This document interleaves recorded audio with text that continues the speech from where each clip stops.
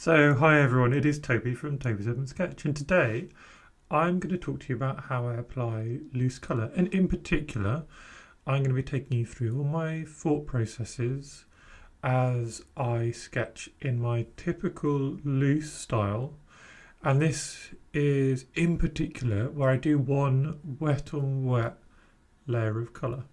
Now, if you want to skip straight to the colour, then you can jump to about 3 minutes into this video. Just check out the chapters below and you'll find me starting to add all of those lovely colours. But let's just have a think first about this ink sketch and how that relates and impacts the colour, because we're already thinking about the colours, or at least we've got a vision normally in our head, haven't we? As we're starting to sketch, we're kind of thinking, what do we want this to look like at the end? So as I'm sketching, the most important thing in this style of sketching for me, this kind of loose style, is thinking about the flow that we have through the image. And the flow is, well, if you want to ask me, what is the flow? What does that even mean? Then I have to admit it's a really horrible question, because it's not a question with a factual scientific answer. I don't think I can find a book and tell you to read this page, but I can try and explain what I mean, and hopefully you'll understand the feelings behind it. The flow is it's where your eye is getting pulled or pushed through an image. It's the idea of things being connected. So if you were to draw this street and have just a big building on the left but no connection between it, there'd be no flow. There'd be this huge contrasting gap. Now that contrasting gap might be what you want to produce, but it would block the flow of the image. You can see here that what I've done is I've joined the two halves of the image, and that provides a path, a flow for your vision to go from one side to the other. The other thing about the flow of an image is often the perspective. So for me, my style, this style in particular, works best in either a 1 or a 2-point perspective, or of course you can add a bit of vertical perspective on top of that, as long as there's a strong horizontal linear perspective like a 1-point or 2-point sketch. And this one's got a single pointer perspective in the middle. So it's a 1-point perspective, and that provides a natural flow because everything is pushing towards one point, and in this case pushing towards one point in the middle. And with that I can start to imagine my colours. So how do I start my colours? I love to start my colours in the sky, so I almost always add colour to the sky, and because I know I'm going to do that, I add colour there first with loads of water. And then this is where the flow comes in, because I pull that colour down through the flow of the image, through the flow in this case, which is the middle. That's where our vision is getting pushed. Because now I have the ink work joining up the left and the right of the page, and I have a colour joining up the top and the bottom of the page. The first colour I add is in the sky, and that sets the mood of the image. So here I've gone for a quinacridone gold and then a little bit of scarlet. Warm, but kind of creepy colours. If you'd added a blue in the sky, you've got a lovely, bright, happy day. If you add a Payne's Grey or a Moonglow, you've got a moody, grumpy day. Here, I've gone for a little bit of an abstract, creepy day. Now, having added that red and mostly orange, but these warm colours, that tells me the next colour I need to add, which is the colour opposite that on the colour wheel, the complementary colour.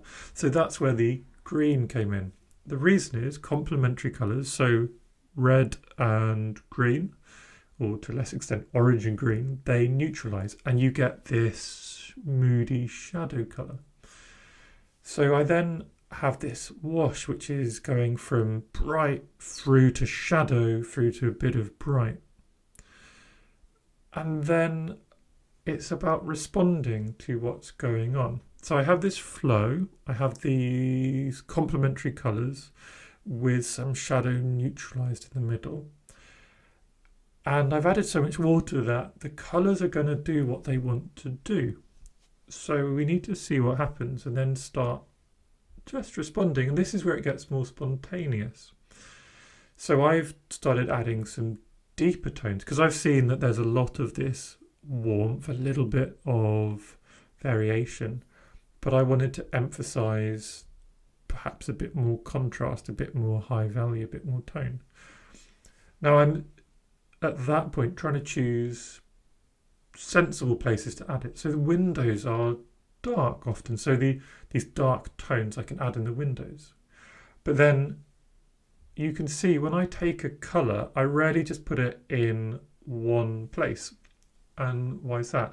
That's because it's not easy on the eye to have a colour only in one place on your image. So if you put a colour on in one place, it's normally sensible and visually appealing to then pop it somewhere else as well.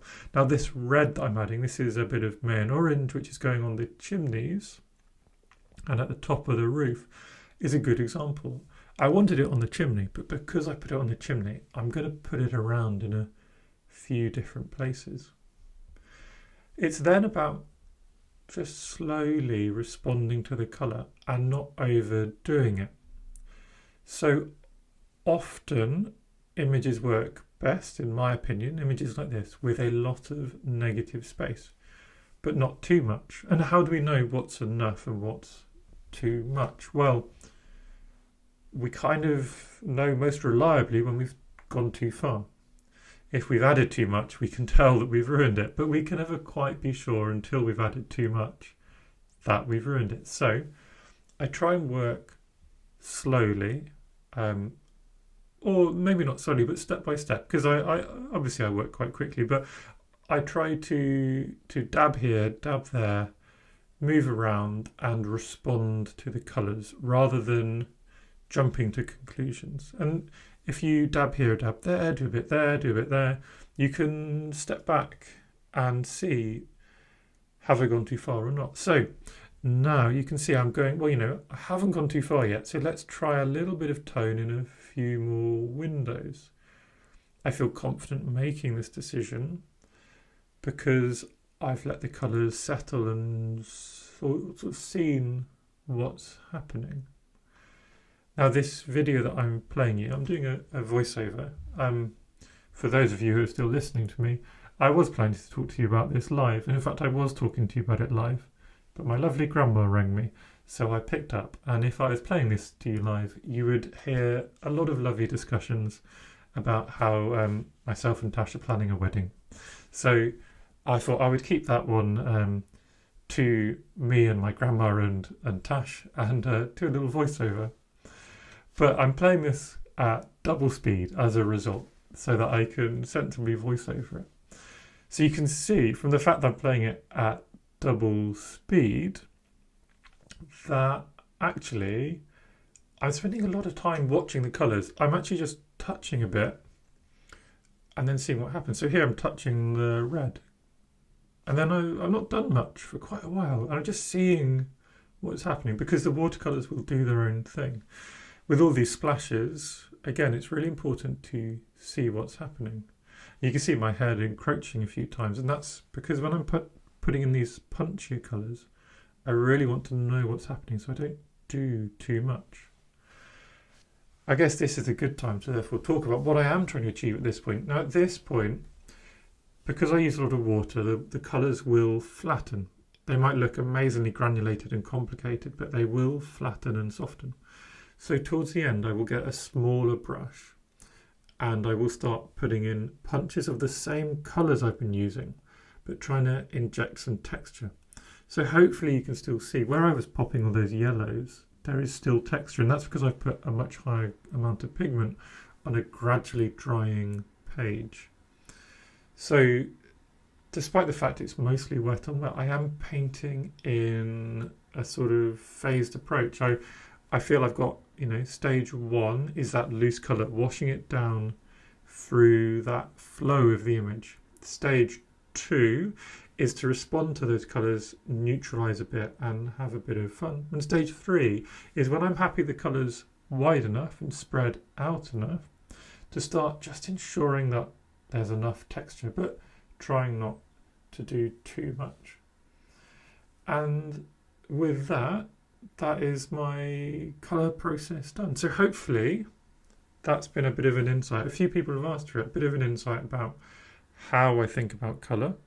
So I think about colour as setting the mood and then complementing that mood.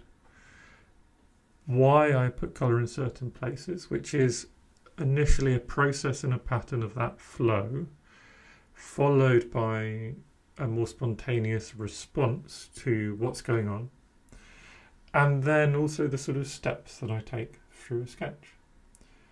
And there you go. So thank you very much for watching. Hope you've enjoyed it. I hope this is what people were looking for. If you have any questions, please do ask, and I will be very happy to produce something like this again for you in the future. Here's a bit which needs to touch.